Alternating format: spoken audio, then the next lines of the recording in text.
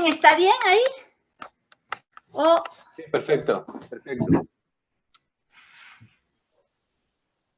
Bueno, muy buenas tardes, amigos de Cuando los Hombres Hablan. Hoy, 8 de marzo del 2023, seguimos en esta segunda parte de este programa muy interesante que hemos tenido con algunas colegas de Ecuador y de México. De Ecuador tuvimos a Teresita Toledo y también tuvimos una invitada especial de Ecatepec, México. Pero hoy tenemos una invitada igualmente especial, súper especial, una querida amiga, colega, inclusive maestra, pues, maestra mía en UPFPD en la Javeriana, Luisa Sudhar. Yo la conocí como Pinzón Varilla, de Montería, Córdoba. Un fuerte aplauso. Gracias, amiga. Luisa, un placer tenerte aquí, sobre todo por este tema tan impactante, tan interesante como es el rol de la mujer en la sociedad contemporánea. Luisa nos comentaba atrás de cámaras que pues en su doctorado está terminando, creo que ya va a publicar un libro. Cuéntanos para empezar, Luisa, bueno, ¿quién es Luisa? Porque estoy un poquito desprevenida. Cuéntale a la audiencia quién es Luisa y por qué es tan importante o qué relación tiene el libro que está escribiendo con el tema del Día de la Mujer, el Día Internacional de la Mujer. Hola Milcar, mi nombre es Luisa Pinzón Varilla, soy de Montería, Córdoba. Hace muchísimos años me radiqué en Bogotá. Trabajé muchos años con la Secretaría de Educación, con diferentes universidades. Estudié mi licenciatura, mi maestría y mi doctorado también en Bogotá. El doctorado lo terminé hace ya rato con una tesis hecha en perspectiva de género, y por eso puedo decir que tengo como cierta competencia para hablar del tema, además de haber sido militante feminista desde los 14 años. He militado en el feminismo, en la lucha de las mujeres por alcanzar mejores condiciones de vida y establecer relaciones de igualdad entre hombres y mujeres. Tú me preguntas por un libro que efectivamente estoy escribiendo para presentar en la Feria del Libro, y es un libro que tiene que ver con el tema de mujer, pero está más relacionado con las dificultades que las mujeres tenemos cuando nos enfrentamos a diferentes tipos de abuso. En este caso, el tema que trato en el libro es el abuso emocional. Cuando hay abuso emocional por personas que tienen el trastorno de personalidad narcisista. Pero quiero hablar también hoy de las precarias condiciones de las mujeres, no solamente desde el punto de vista de la violencia emocional, simbólica, que no es menos importante que la violencia física y que la violencia económica, material, a la que hemos estado sometidas durante siglos. Digamos, en el contexto actual, ¿verdad? Okay, para el tren, Luis, allá decimos, para el tren. Oye, mira, nos lanzas realmente muchísimas apreciaciones que son súper interesantes. Yo estoy seguro que no solamente este programa, sino que yo creo que otros dos programas te vamos a invitar a Megan a que compartamos estos temas. Pero en este día de toda esa riqueza, de todo ese bagaje cultural que tú tienes como profesional, pero sobre todo como mujer, como escritora, yo me he deleitado escribiendo, leyendo y releyendo tu literatura, con esas aguas que te inundan, que te albergan, que te habitan.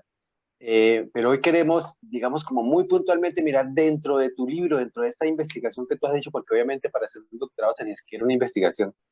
Me comentabas que en el narcisista que yo a mí, pues, tratas esos temas muy relacionados con el tema del machismo, las masculinidades, digamos, como las estamos viendo ahora, pero una preocupación que nos acerca permanentemente es el tema del embarazo adolescente.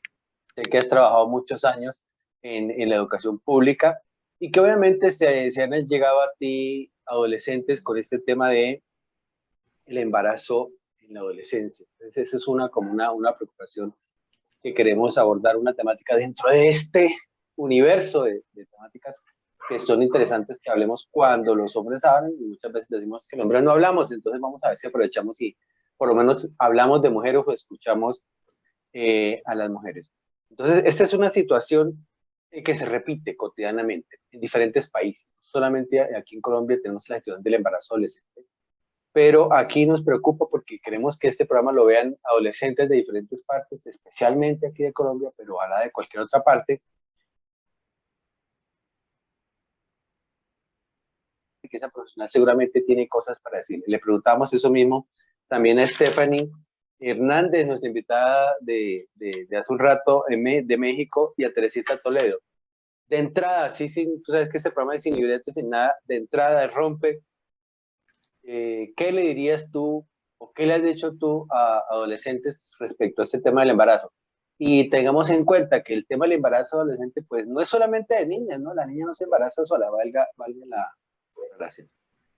Bueno, quiero aclarar una cosa, el tema del libro El narcisista que yo amé no está asociado con mi tesis doctoral. Mi tesis doctoral fue sobre narrativas de la identidad profesional docente de maestras y maestros en perspectiva de género en Bogotá. Y ahí sí puedo hablar, digamos, de esos estereotipos que se siguen reproduciendo en el aula de clase, en el descanso, en el recreo, y que hace que las niñas todavía sigan manejando unos esquemas de pensamiento que no son adecuados al momento histórico en el que se encuentran.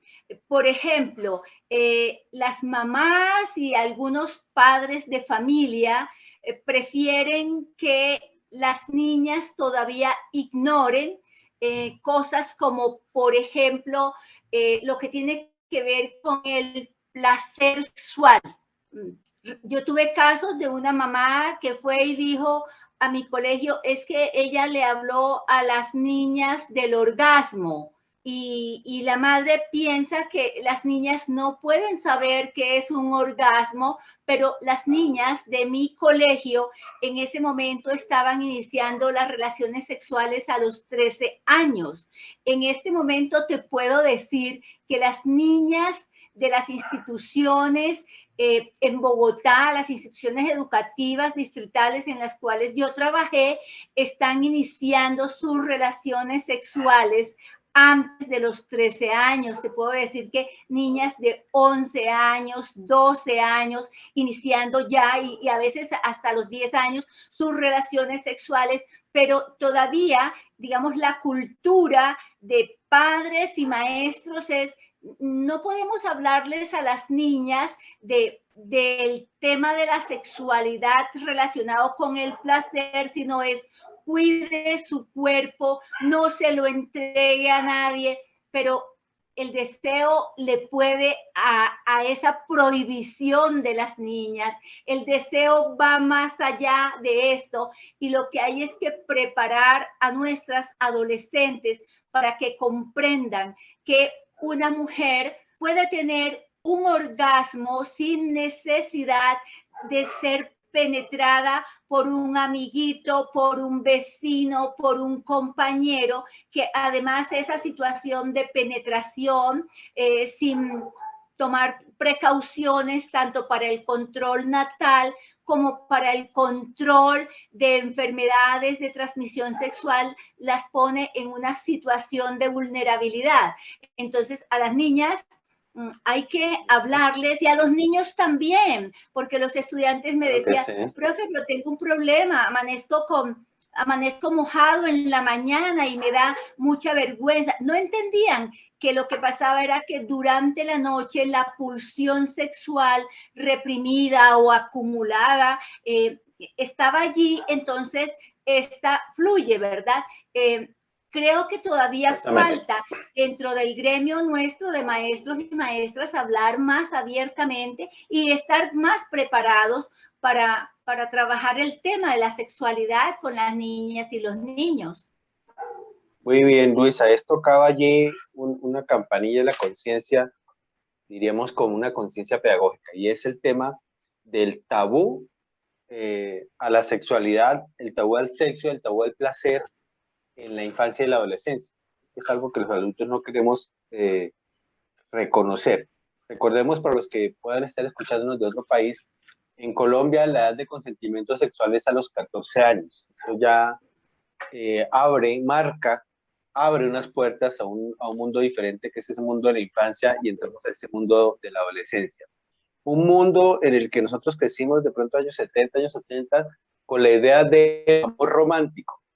Y yo tengo como algo que tratar en ese aspecto, y es que se insiste que el amor romántico pues le ha hecho mucho daño a las relaciones de pareja. No sé hasta qué punto eso puede ser cierto cuando estamos hablando de adolescencia. ¿Qué nos dirías tú acerca del amor romántico en la adolescencia? Porque una cosa es mantenerse uno romántico a los 60, a los 70, a los 80, que también es válido, pero hablemos del amor romántico en la adolescencia. A ver, Amílcar, pero es que ni siquiera el amor romántico debió haber hecho parte del siglo XX. El amor romántico, el romanticismo fue un movimiento literario del siglo XIX, de la época de las guerras de independencia y de los tiempos antes de independencia y post-independencia. Y ese lastre del amor romántico lo cargamos nosotros, los del siglo pasado, y lo están cargando todavía las y los jóvenes del siglo XXI. Se ha evolucionado, pero lamentablemente se ha evolucionado desde las subculturas, de la música, del perreo, de todo este tipo de incitaciones a la sexualidad sin ningún compromiso de responsabilidad moral con situaciones como el embarazo adolescente, la procreación. El amor romántico no tiene cabida en este momento. Estamos en el siglo XXI. Es decir, tenemos que hablar de un amor informado, de un amor negociado, acordado, donde se acuerdan las reglas de un amor en igualdad de condiciones entre hombres y mujeres.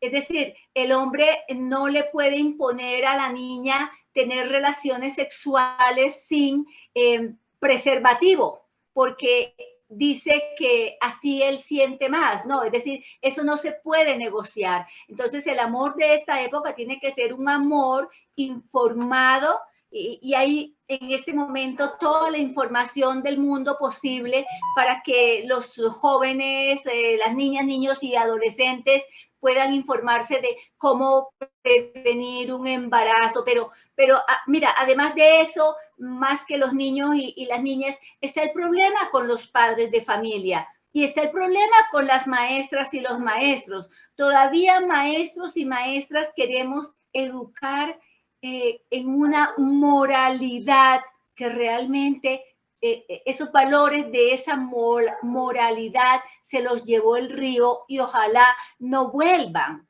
Es decir, los valores de yo tengo que conservar mi virginidad, es decir, por favor, o sea, ya ni siquiera tendríamos que estar hablando de la virginidad.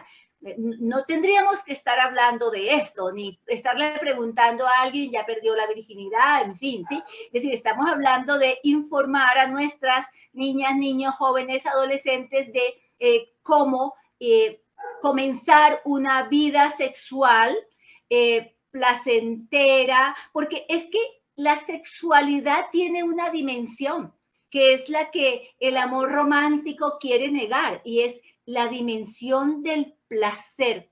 El placer, cuando se siente placer, esto nos va a producir unas hormonas en el cerebro que son muy positivas, que son las hormonas de la felicidad. Es que tener una relación sexual nos hace sonreír, nos hace estar relajado, la endorfina, la dopamina, todas estas hormonas de la felicidad. Pero a eso nos negamos madres, padres, maestros. No, creo que tenemos que educar en función de esto. puede tener una relación. Yo creo que si algunas madres de familia se hubiesen enterado que yo le decía a las niñas, ustedes pueden tener un orgasmo sin necesidad de ser penetradas. Y los estudiantes, de una manera machista, se reían, se burlaban y decían, sí, tienen que introducirse tal objeto. Y yo les decía, no, ni siquiera tienen que introducir nada, no tienen que introducir nada para tener un orgasmo. Es decir, todo ese tipo de prácticas sexuales placenteras deben ser dadas a conocer a las niñas, niños, jóvenes, adolescentes. Y esto no se evitaría, no se... Aquí también surgen otra cantidad de temas que es bueno que vayamos hilando fino. Uno es un tema que surge a partir de un comentario que tú haces, es cuando la relación se reggaetonea, voy a decirlo en términos muy populares y de pronto un poco ordinarios. Cuando la relación se reggaetonea, estamos hablando de un nivel de vulgarización de las relaciones. Mientras cuando hablamos del amor hiperromántico, estamos hablando como a ese nivel de la sublimación, y estamos buscando un punto medio en donde, a ver, si yo hablo de mi sobrina, si yo hablo de mi hija, si yo hablo de niñas que están en esa edad de la adolescencia, que obviamente tiene que tener toda una carga hormonal en estreno y todo un derecho, obviamente, al placer del propio cuerpo, que finalmente es eso. Pues me gustaría, entonces ahí venimos con la visión del adulto, ¿no? Que el adolescente, si el adolescente estuviera solo en la sociedad, sin padres, sin maestros, pues nadie estaría diciendo cómo vivir su sexualidad, pero de hecho, en la investigación que hicimos en el Colegio Agustín Fernández en 2012, todo el mundo opina acerca de la sexualidad de los adolescentes, y uno de los encuentros o uno de los resultados que encontramos fue eso, de que hay un eje de referencia, hay unos extremos, polarizamos las relaciones de pareja y específicamente en la adolescencia las polarizamos, o el extremo de la vulgarización, no, eso es tan vulgar como comer papas fritas, o la sublimación, no, eso es como ir al cielo y volver 7 veces, o sea, no hay un punto medio real, no hay un punto medio que es el que yo creo que tú estás apuntándole como a lo que cuando hablas de unas relaciones informadas, unas relaciones de mutuo acuerdo, unas relaciones de respeto, de responsabilidad y todo eso. Entonces, ese gran marco de referencia creo que sigue siendo importante, pero también el marco de la moralidad, el marco de la moralidad entendido por ese determinismo social que tú también has marcado de una manera muy clara. En extremo, pretendemos que nosotros los adultos, sea padres o adultos, determinemos lo que va a suceder y cómo va a suceder en la vida de los adolescentes, no solamente el tema de la sexualidad. Y propendemos por ese autodeterminismo, o sea, que sean los adolescentes que decidan por su propia cuenta qué va a suceder con su cuerpo, su sexualidad y su mundo en general. Pero hay 3 ejes que en conversaciones similares como estas hemos tenido con Shirley Osorio, una colega orientadora, y veníamos, bueno, ¿qué tan aplicables son esos 3 ejes que se han planteado desde lo ético? El cuidado de sí, el cuidado del otro y el cuidado de los otros. Porque tú sabes que tenemos situaciones extremas en donde en los colegios estudiantes tienen relaciones sexuales, se esconden en los baños, cuando el pastico está alto, se bluginean enfrente del patio donde todos los niños están viendo, los de preescolar, los de primero, los de segundo, los de tercero, se besuquean durante media hora que al descanso. Entonces decimos, bueno, sí, tienen derecho al placer, claro, tienen derecho al placer, pero eso es cuidado de sí, eso es cuidado del otro, eso es cuidado de los otros. ¿Qué diríamos desde la perspectiva de esos ejes? A ver, la sexualidad reprimida por algún lado tiene que salir, Amílcar Brunal. Esa sexualidad que se reprime va a salir en el baño, va a salir en el patio, va a salir en el blugineo. Esa sexualidad que no se expresa, esa sexualidad de la que no se habla, de la que no se dice. Mira que la práctica del autoplacer en el hombre ha sido una práctica tradicional y tú lo sabes. Los hombres se han dado placer sexual, pero esa práctica se vetó para las niñas. Y yo sí creo que si las niñas aprendieran a darse placer, a quererse, a amarse, a comprender cómo es su genitalidad, a comprender cómo son sus emociones, primero consigo misma y después en relación con el otro, en relación con los otros. Es decir, es que el ejercicio fundamental es sobre una misma, sobre uno mismo, cuando para poder entrar en esa otra relación, porque cuando la niña entra sin ningún referente de sí en relación con el otro, va a ser abusada por el otro. Y el otro es el masculino, porque es el que ha tenido el poder en la relación sexual, ¿sabes? Y es que el que va a decir cómo es, porque le han dicho sus padres, le han dicho cómo es, con qué es, de qué manera. La niña va sin ningún referente, y en ese sentido es que considero que tenemos que sacar a nuestras niñas de ese nivel de desconocimiento de sí, para que pueda entrar en una relación con el otro y con los otros de una manera equilibrada y que sea menos vulnerable al abuso sexual. Muy bien, vamos a cambiar de perspectiva porque me parece que es muy claro lo que estás afirmando. Seguimos aplicando ese principio de la orientación de conócete a ti mismo, ¿no? Desde 5.000 años, creo, antes de Cristo, se viene hablando de eso, de conócete a ti mismo. Y obviamente, como orientadores, nos sirve mucho que nos recuerden que esa es gran parte de nuestro trabajo, ayudarle a los estudiantes a que se conozcan a sí mismos. Pero tú sabes que este tema está totalmente desbalanceado por la perspectiva de género que tú misma trabajas. Una cosa, uno es el discurso a la niña, otro que es el discurso a los varones.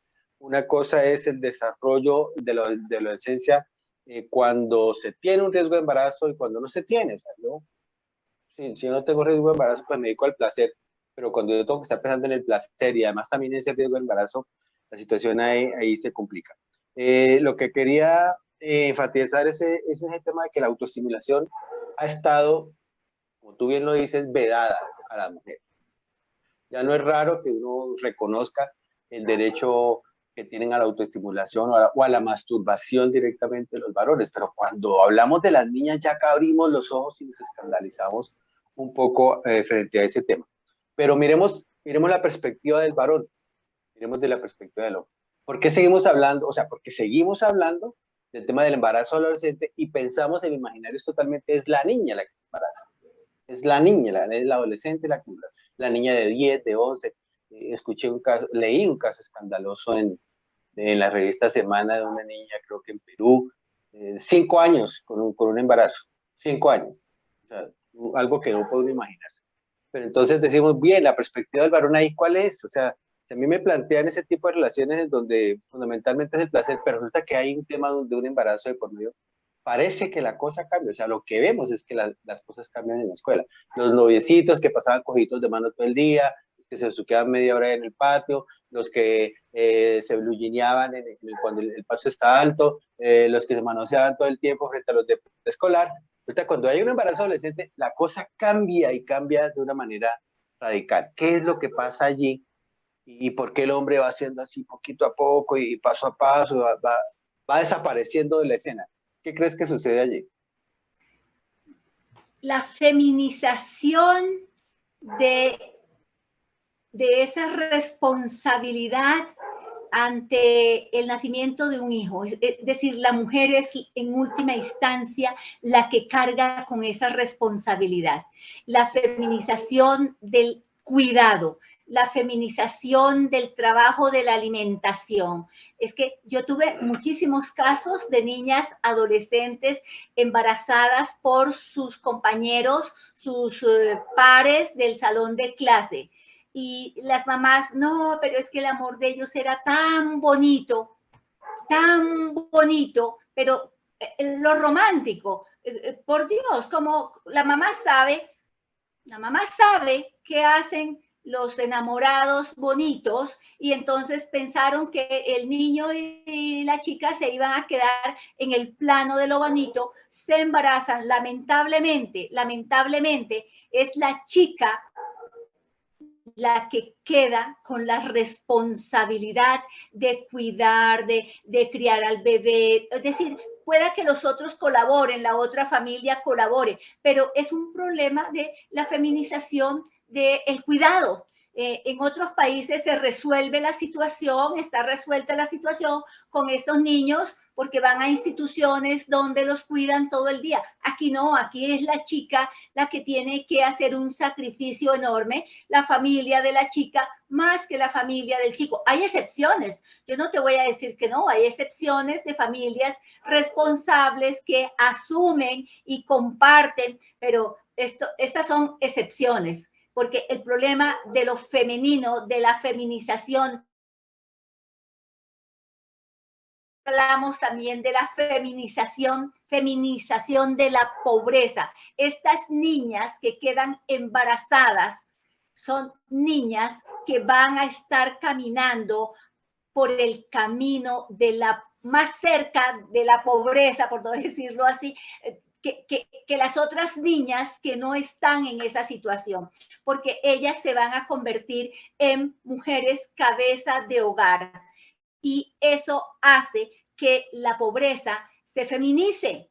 ¿Por qué se ha feminizado la pobreza en Bogotá? Por ejemplo, voy a hablar del caso de Bogotá y en otras partes también a nivel nacional, porque nos damos cuenta que ha aumentado que la pobreza porque hay en las mujeres, porque ha aumentado el número de mujeres, el porcentaje de mujeres madres cabeza de familia. Y esto es lo que va a suceder con estos embarazos adolescentes por falta de orientación, por falta de educación. Y no solamente es problema de los maestros, ¿sí? Es decir, es que el Estado, no solamente a través de la educación, el Estado debería tener unos programas mucho más amplios, con una cobertura, porque es que ahora todo se le dejó a la educación.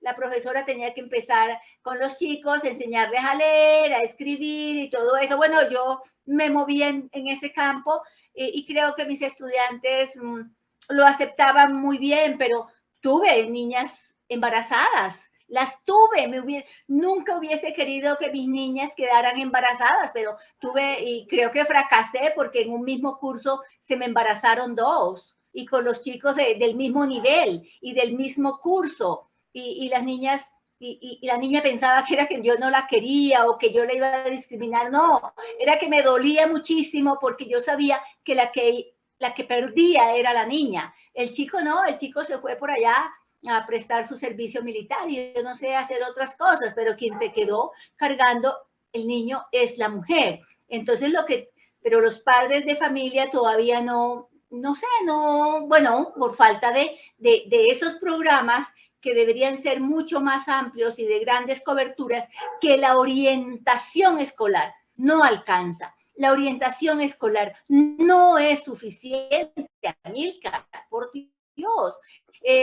Dos orientadoras, tres orientadoras para un colegio de 1.500 estudiantes, o sea, eso no alcanza, y para hacer los talleres con los padres y todo eso, con los niños, es imposible, eso es un imposible. Es que hay que exigirle, por eso estamos pidiendo que en el Plan Nacional de Desarrollo se dé más dinero para el Sistema General de Participación, para que se defina realmente en ese plan cómo es que se le va a dar el dinero digamos, al magisterio, ¿verdad? Pues que invierta, es que no podemos tener una educación de alta calidad en todos los campos, incluyendo que es supremamente importante, si no se hace una gran inversión económica. Eso es. Lo demás es, muy bien. ¿Cómo se dice? Demagogia. Sí. Bien, algo que yo también discuto dentro de tu discurso es el tema de se nos habla, los orientadores, no hablen los estudiantes de responsabilidad en la adolescencia, responsabilidad sexual, responsabilidad afectiva. Yo digo, bueno, ¿acaso responsabilidad? Y tú que eres lingüista, me corregirás si no es así. Viene la palabra responder o estar relacionada con el contexto. La responsable es el que tiene con qué responder frente a una situación. Y vemos que el adolescente pues no tiene ninguna capacidad de responder y muchas veces su familia tampoco tiene una capacidad de responder frente a una situación de estas de embarazo en la adolescencia. Después del corte yo quiero que profundicemos en dos aspectos. Uno que es ese concepto que tú lanzas en tu investigación, en tu libro, que es la feminización de la pobreza. Eso me parece que es un concepto bien interesante que vamos a tratar con más detenimiento, con más calma, no sin antes recoger estos aspectos que hemos venido discutiendo. Tenemos que encontrar un punto medio de la hipersublimación de la sexualidad en la adolescencia versus la vulgarización extrema, tipo reggaetonea, mami, perrea, dale hacia el fondo, dale sin compromiso. Es ese discurso de dale sin compromiso. Y buscar construir unos conceptos más aterrizados a la realidad. Es una realidad que no podemos desconocer. Tal vez no nos gustaría que los adolescentes tuvieran relaciones sexuales, pero las tienen. No nos gustaría que tuvieran un placer sexual, pero lo tienen. Y el adulto necesita todavía entender, yo creo que es más el adulto que el mismo adolescente que necesita entender esos aspectos de que su papel tiene que ver con, bueno, no una posición moralizante, no es de lo que está bien y lo que está mal, sino propiciar unas reflexiones para que el adolescente escoja unos caminos que le llevan hacia un lado o hacia el otro. También entendamos que eh, más del 60% de los adolescentes no inician sus relaciones sexuales en la adolescencia. Digamos, las estadísticas dicen que entre 38 y 40% lo inician, pero ¿y los que no lo inician? Están perdiendo de algo, o sea, como que algo está pasando ahí, algo está mal. Son cosas que queremos discutir en este nuevo corte que vamos a tener. El derecho a la autoestimulación. Yo me pregunto, como orientador, mi responsabilidad sería llegar a hablarle de autoestimulación a las niñas, como se le habla de autoestimulación a los varones. Seguramente no, pero son temas que cuestionan de fondo. Lo que se está cuestionando aquí es el rol del orientador en el tema de la orientación para la afectividad y la sexualidad. Entonces, Yo te quiero Luisa, no decir queremos, algo a ti. No hay sí, nada que tú le vayas a llevar a las niñas y los niños adolescentes de este momento en tema de sexualidad que ellos ya no sepan. sí, sí, es muy cierto. Y sabes que lo más preocupante pronto para mí como orientador es que no buscan la orientación del orientador, buscan la orientación del compañero o la compañera. Se codean momentos anticonceptivos. No, eso pregúntele a fulanita, eso pregúntele a menganita. Y de pronto, en el mejor de los casos, pregúntele a la mamá. Resulta que la sexualidad de la mamá es una, el desarrollo biopsicosocial y biosexual de la mamá es uno, que no necesariamente es aplicable a la sexualidad del adolescente, y que finalmente yo como orientador, siendo psicólogo, no soy especialista ni en la sexualidad, ni en la genitalidad, ni soy el ginecólogo. Creo que sí hay que mirar unos límites.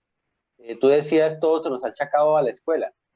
Limitemos cuál es la responsabilidad de los padres, cuál es la responsabilidad de la escuela, cuál es la responsabilidad de los orientadores en este capítulo y cuál es la responsabilidad de los adolescentes frente a su propia sexualidad. Entonces ahí hay unas miradas bastante diferentes que son seguramente complementarias y estamos buscando justamente ese punto de mira y tu perspectiva pues nos va a ayudar muchísimo. Entonces vamos al corte y regresamos para no quedarnos con las cosas en el tapete. Gracias, Lisa, Amilcar. seguimos.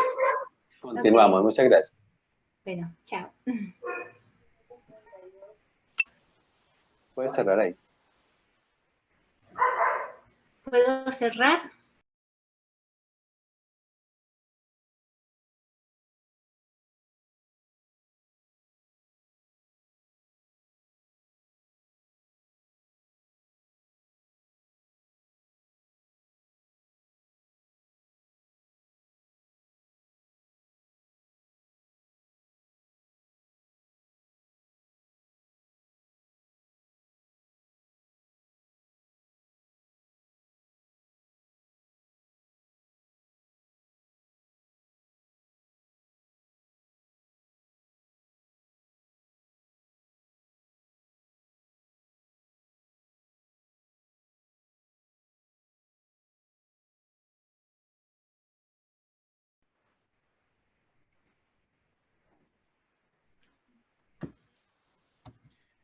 Bueno, retomamos esta interesante conversación con Luisa Pinzón Varilla, una de nuestras invitadas. Recordemos, hemos tenido a Stephanie Hernández de México, Teresita Toledo y ahora Luisa Sousa. Veníamos discutiendo temas bien interesantes acerca de la sexualidad adolescente y yo creo que se pueden recoger esas ideas sobre el concepto de corresponsabilidad, y allí no pretendemos sentar cátedra, pero sí establecer diferencias. Una es la responsabilidad que tiene la escuela en el tema de la sexualidad y específicamente la orientación escolar dentro de este sistema educativo.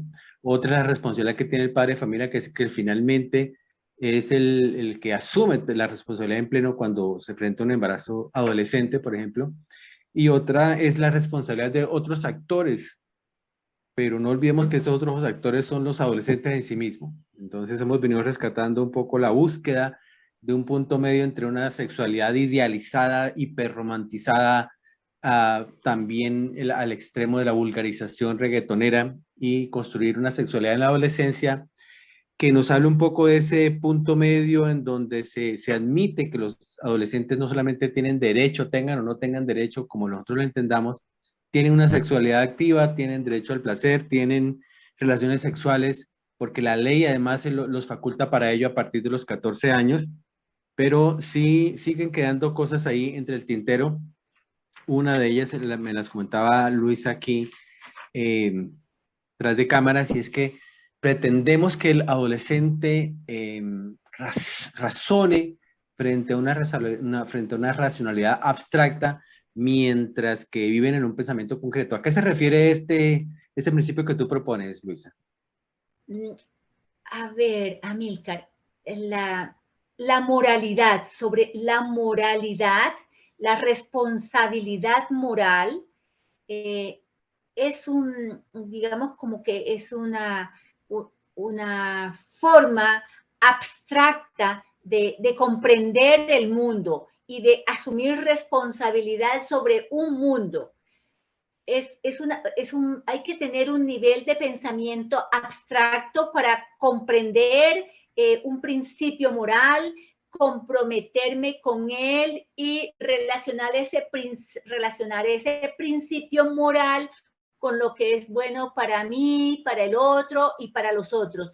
Y a veces nos subimos a este discurso de la responsabilidad moral de los jóvenes, que no la tienen, porque nosotros sabemos que nuestros jóvenes todavía no han alcanzado ese nivel de desarrollo de pensamiento abstracto para asumir una moralidad y que sus actos concretos dependan de ese pensamiento moral. Están más bien agarrados de un pensamiento concreto, de una necesidad física, como es la necesidad del placer, de el sentir su cuerpo, de experimentar con su cuerpo, de conocer el cuerpo del otro o de la otra, que es algo físico y concreto.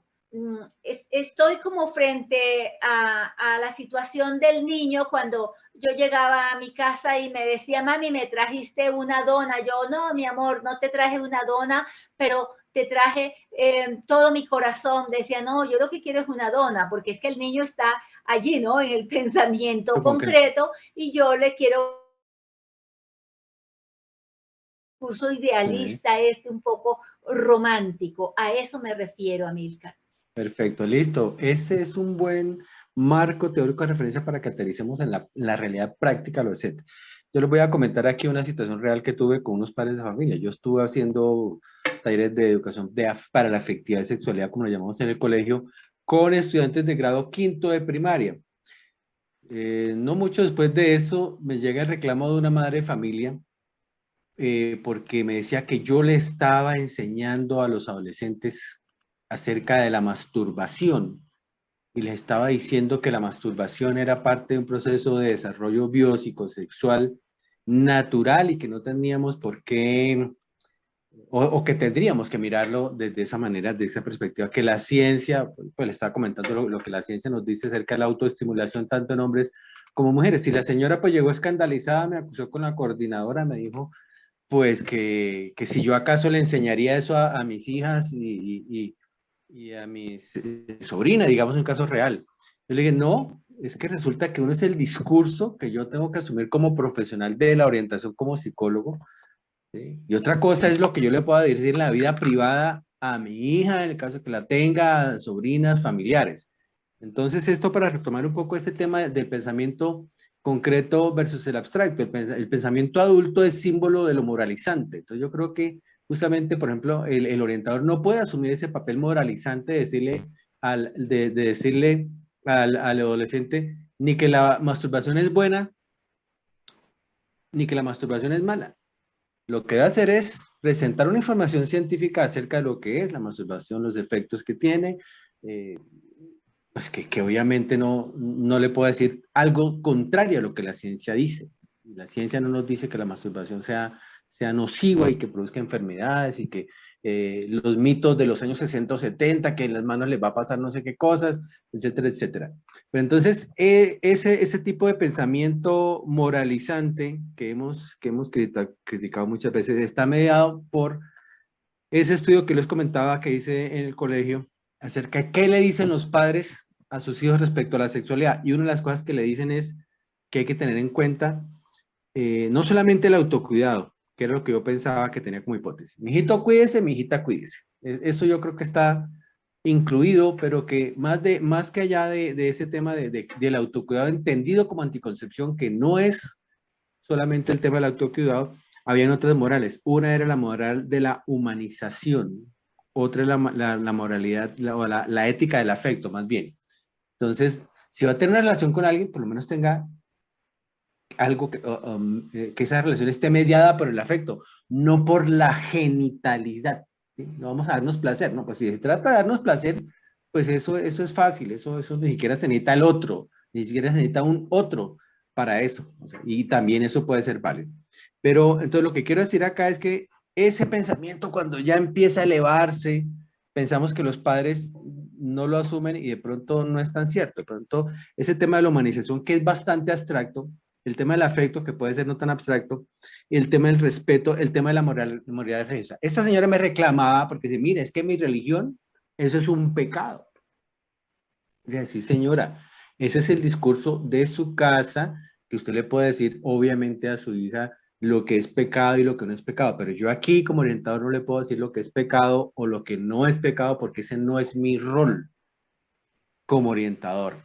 Entonces, retomamos ese tema de la corresponsabilidad, la responsabilidad del docente. Yo quisiera que nos hablaras un poquitico acerca de eso, aunque ya lo has explicitado en el corte anterior, pero bueno, resulta que uno es la oficina del orientador, que es un ámbito privado finalmente, privado, y que yo debo también respetar la confidencialidad de las situaciones que ahí suceden, aunque en la escuela nada es confidencial, tú sabes que lo que sucede en la escuela, todo el mundo se entera de que la niña está embarazada, entonces, sí. Pero digamos, yo debo ir manejando la situación hasta el punto de respetar la confidencialidad que a mí me confieran.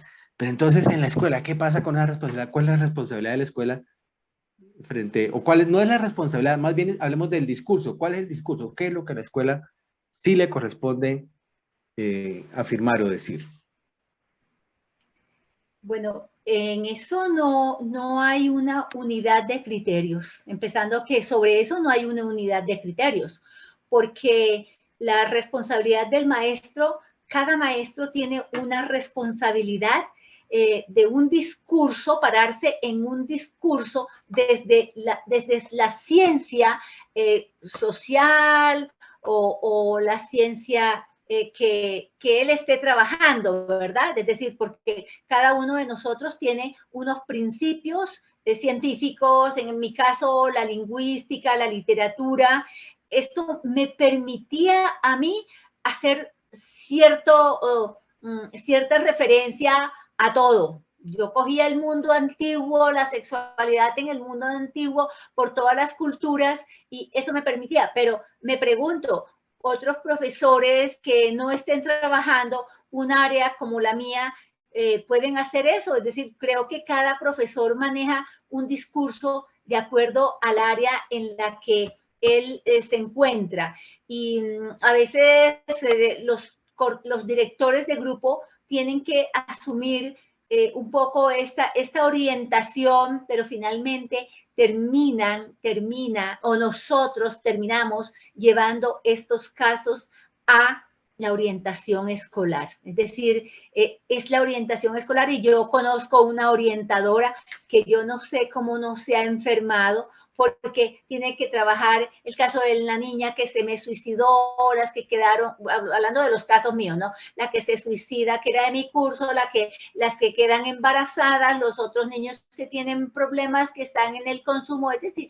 lo que le llega a una orientadora o a un orientador es una carga emocional enorme, una responsabilidad enorme, absolutamente enorme, y tienen que estar caminando en un paso muy fino, para no molestar al padre de familia, para no molestar al directivo. Eso es muy complejo, porque lo que las escuelas deben tener es un equipo de profesionales. Es decir, eso es lo que hay que exigir, que la escuela no solamente cuente con un orientador, sino un equipo de profesionales que puedan hacerle seguimiento a los estudiantes que tienen dificultades, tener un psicólogo, tener varios profesionales allí. Pero tú sabes que eso no existe, no lo hay, es un imposible.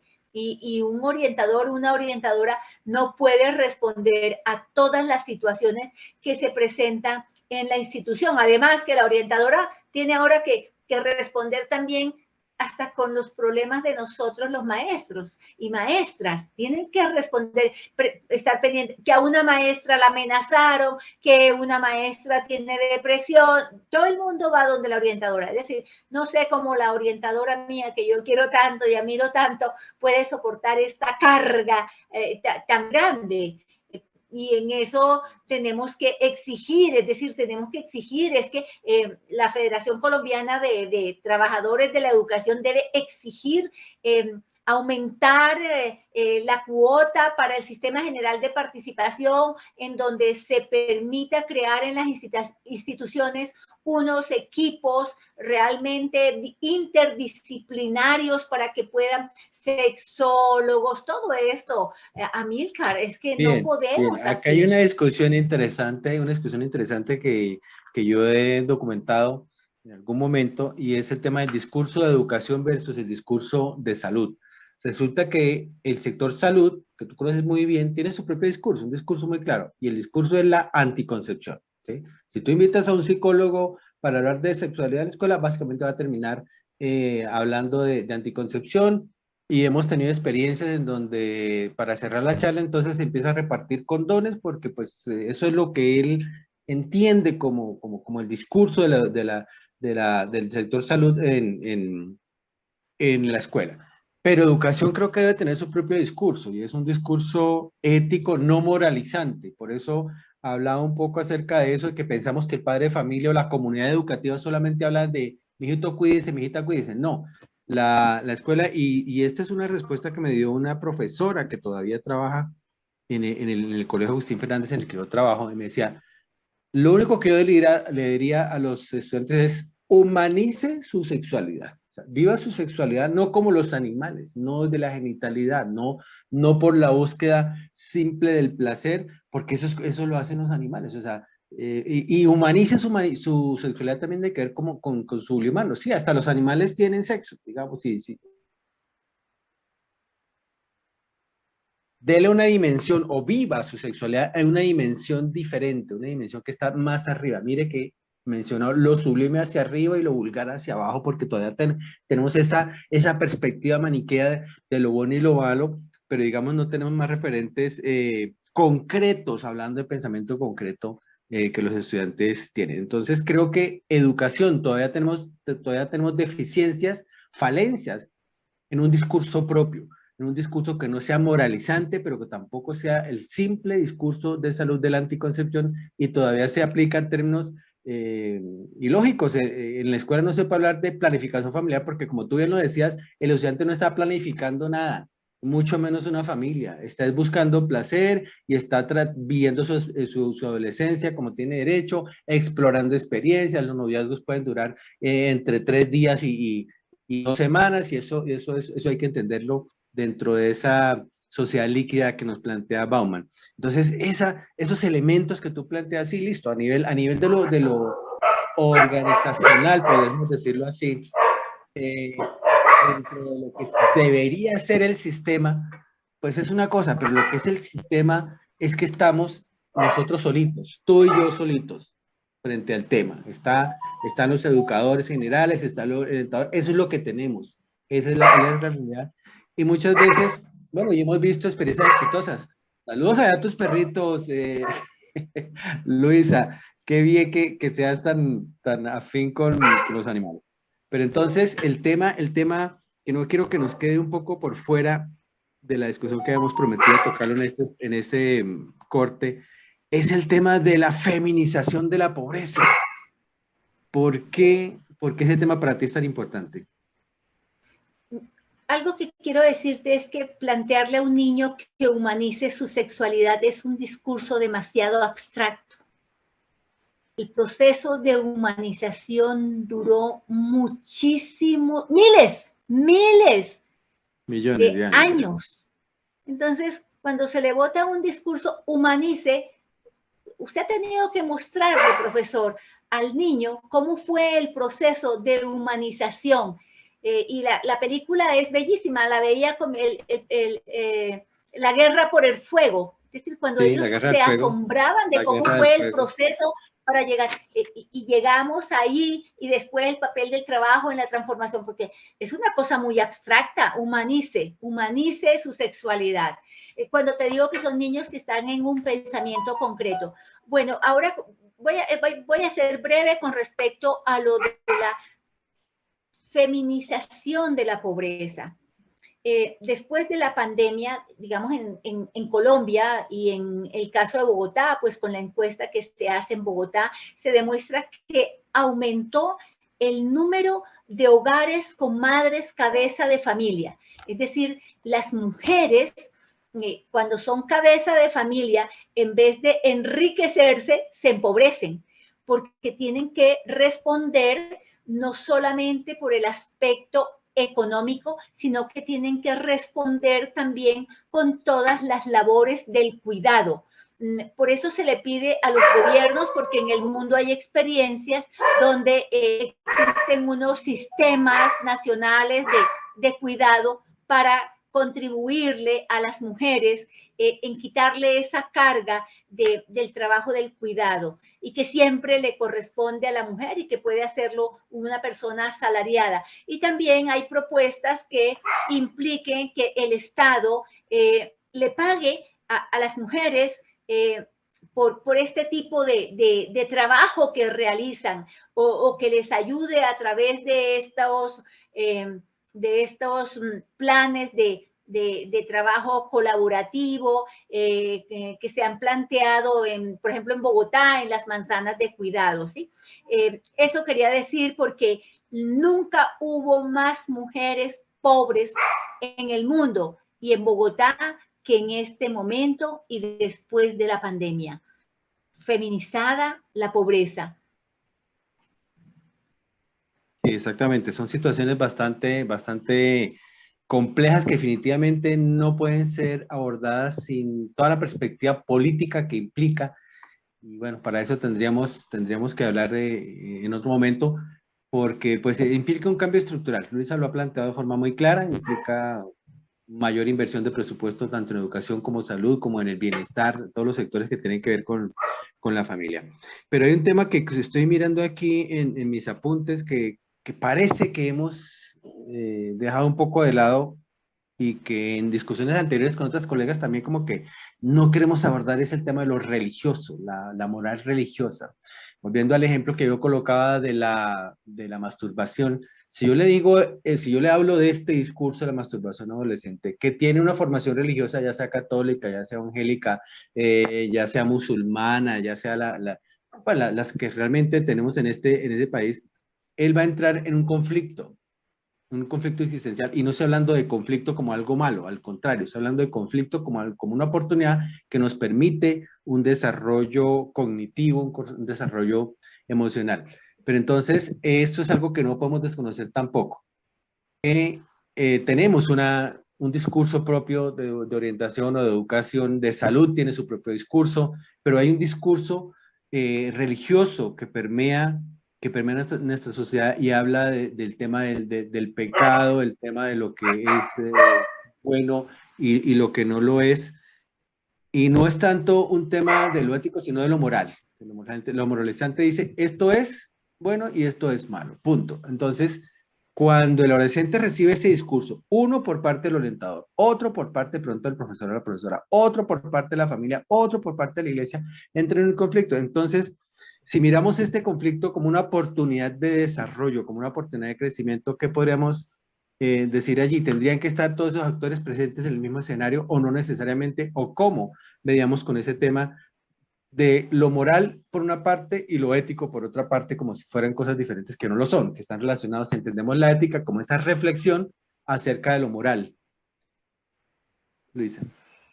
Sí, yo voy a hablar un poquito de la parte religiosa. Yo tuve la suerte de ser protegida por los dioses griegos, corriente en la que yo milito, porque me fundamento, digamos, como toda yo estoy fundamentada en el mito griego, y a través de la literatura eso lo manejé siempre así, y le mostré a los estudiantes cómo estas otras culturas manejaron una idea de las religiones antiguas eran muy libertarias, donde los dioses fornicaban. Cuando Zeus quiso bajar a estar con la ninfa se convirtió en oca para que Zeus no la poseyera, pero Zeus se volvió un cisne y la embarazó de un huevo del cual nacieron Castor y Polus y la hermosa Helena de Troya. ¿Cierto? Entonces, cuando los estudiantes aprenden que hay otras corrientes religiosas que también fueron religiosas, que hay otra forma de entender el mundo, hay toda la libertad. Es que en religión somos libres. Entonces, cuando nosotros presentamos a través de un libro como la Ilíada, la Odisea, o la película, o el relato, todo esto, los estudiantes empiezan a entrar a un mundo que escapa al monoteísmo, y se dan cuenta que en los principios de la humanidad fue politeísta, y nadie está obligando a nadie a que crea, solamente se le está mostrando un mundo más complejo desde el cual uno puede construir principios religiosos o morales o éticos. Es decir, cuando nosotros veíamos, por ejemplo, el caso de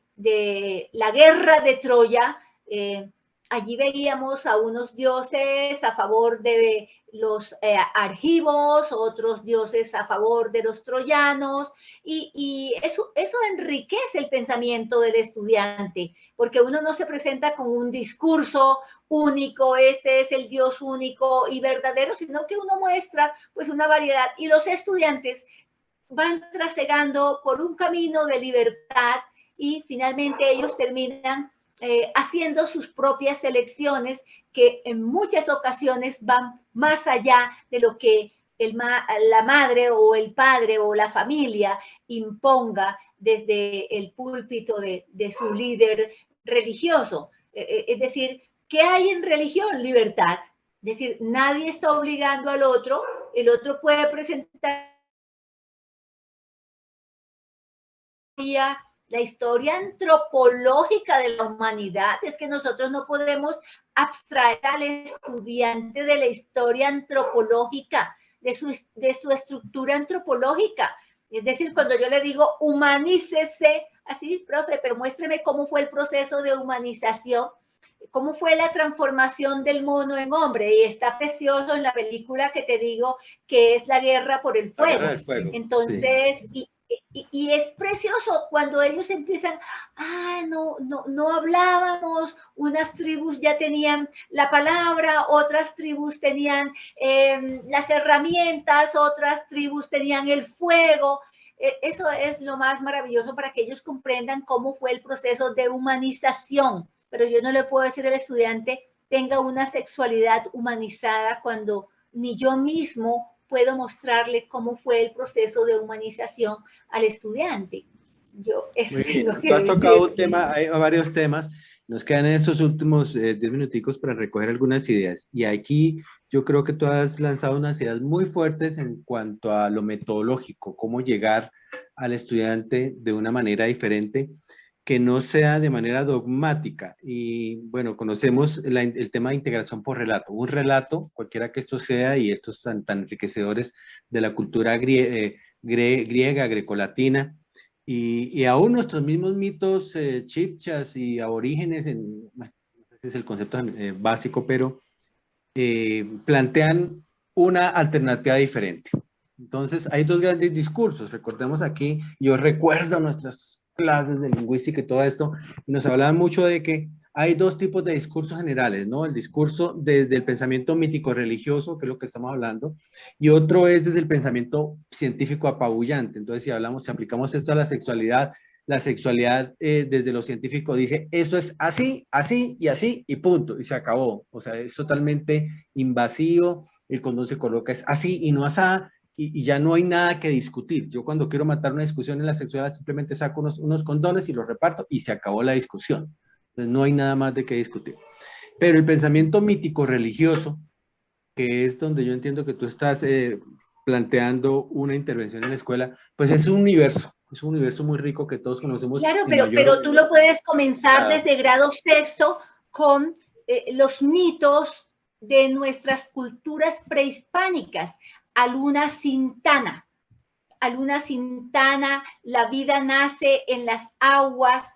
Sintana puso unas piedras alrededor del ombligo, a la izquierda del ombligo de Aluna y así quedó embarazada. Eso es una metáfora de la fecundación de los dioses para que se creara. Pero más bonito todavía cuando llegamos a grado noveno y entonces vamos a ver el Popol Vuh, es decir, cómo se construyó el hombre en América. Si los hebreos lo construyeron de barro porque era la necesidad de los hebreos era la tierra, pero los indígenas de Centroamérica lo construyeron de maíz, porque yo le decía a mis estudiantes, yo creo que sí, porque miren, nosotros tenemos cara de arepa, porque como comemos arepa, nosotros tenemos cara de mazamorra, comemos mazamorra, es decir, estamos hechos de lo que comemos.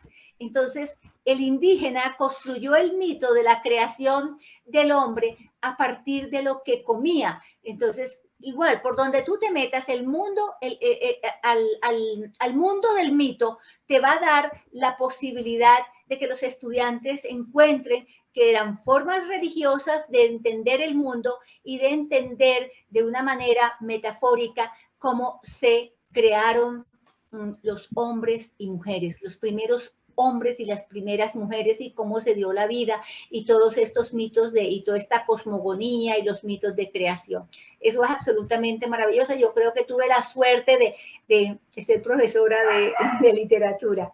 No, se nota, se nota. Luisa, mira que nos quedan pocos minutos, pero creo que aquí se abre, no se cierra, al contrario, aquí se abre una gran perspectiva para que empecemos a pensar una escuela diferente de pronto y que tiene que ver con eso, que permita que esos dos grandes lenguajes conversen, el lenguaje mítico religioso al que hemos invalidado. Fíjate que todo lo mítico religioso como que le colocamos una gran X, lo tachamos y decimos, no, eso fue fantasía, eso de los mitos griegos, eso fue para allá, para los griegos, o ese mito de París y Helena de Troya, no, eso no, o sea, como que no tiene o sea, le negamos una validez. Le negamos validez en muchas medidas, y decimos, no, aquí lo único que predomina es el tema de la anticoncepción. Y entonces no quiere quedar embarazada, use anticonceptivos, vaya allá al especialista y listo. Entonces, Por eso decía que ese discurso científico es apabullante, es violento, es agresivo, es imponente y no permite que el estudiante reflexione. Ah, bueno, la sexualidad, Niega ¿por el qué proceso sucede? de humanización. Exactamente. ¿Qué hay detrás? ¿Qué hay detrás del mito de la Ilíada y la Odisea? ¿Qué hay detrás de la historia entre París y Helena de Troya? ¿Qué pasó con Menelao? ¿Por qué la mujer terminó yéndose con París? Mira que eso es totalmente arquetípico, porque las relaciones humanas son arquetípicas. Siempre vamos a tener el tema del triángulo amoroso. Eso es universal. Eso tú sabes que trasciende la cultura, trasciende el tiempo, trasciende la distancia. El amor romántico, el amor irresponsable, ¿cómo hacer tan irresponsable robarse a Helena de Troya? No ve que se nos viene una guerra con la mayor guerra de la época. Entonces, detrás de esos discursos hay muchas cosas que interpretar. Y es eso lo que es la verdadera riqueza lo que podemos llamar educación para la afectividad y la sexualidad, que es una responsabilidad de la escuela como tal, es una cátedra obligatoria, es un proyecto obligatorio que hemos de relacionar, pero qué bueno que lo miremos, lo hagamos con una mirada diferente como la que tú propones a partir de la literatura, lo que hemos llamado aquí también integración por relato, sin desconocer el discurso científico. Yo creo que el discurso científico tiene que ir después, tiene que ser lo último que yo haga. Ya cuando el tema de la reflexión está como muy desarrollada, como cuando ya se entiende todo ese tema de lo arquetípico y lo que implican las relaciones humanas, pues ahí como que queda ya es el tema de la genitalidad, de la sexualidad, de la anticoncepción y otro tipo de cosas que se pueden estar desarrollando. Entonces, mira que, como te había prometido, vamos a tener que hacer otro programa para hablar ya específicamente de tu libro, pero creo que ha sido tremendamente enriquecedora estas discusiones que hemos tenido. Luisa, muchísimas gracias. Siempre contamos contigo en estos espacios en donde acudimos a los maestros que han dedicado toda su vida a la escuela, como tú lo has hecho, y a la investigación, ya que has terminado este tema de doctorado que seguramente más adelante nos vas a comentar. Entonces, bueno, danos unas palabras que decíamos, no de cierre, no finales, porque seguramente vamos a tenerte en ese espacio nuevamente. Entonces, ¿qué nos dices para invitarnos más bien a una próxima sesión? Gracias, Amílcar. Es un placer conversar contigo. Realmente fuiste mi alumno en un PFPD. Allí nos conocimos en la Universidad Javeriana. Desarrollamos una amistad que ha durado por más de 20 años. Realmente es muy bonito tener amigos como tú y amigos como tú que están interesados en el tema de la educación, en el tema de los niños, las niñas, los jóvenes y adolescentes de nuestras escuelas. Eso es lo que más me gusta de compartir contigo. Yo estoy a la orden para cuando quieras compartir alguna experiencia en una escuela con un grupo de maestros, de niños y lo último, darte las gracias y agradecerle a todos los dioses del cielo, de la tierra y del inframundo, a mi padre, el dios Hades, que me acaba de invitar a darme una vuelta por las islas griegas hasta Estambul para ir a besar la tierra de Héctor, príncipe de Troya. A tu salud. Bueno, muchas gracias. Un brindis en este día, un abrazo muy enorme de parte mía y de parte de mi esposa, con quien nos hemos encontrado en algunos espacios diferentes, y bueno, que sigas disfrutando lo que queda de esta noche en donde conmemoramos el esfuerzo histórico que la mujer ha hecho para llegar a posicionarse donde está. Muchísimas gracias, Luisa. Seguramente vamos a tenerte y esperamos que nos puedas abrir un nuevo espacio en otro momento para hablar ya más en detalle acerca de tu libro. Bendiciones, salud. Salud, que estés muy bien. Gracias, Amílcar.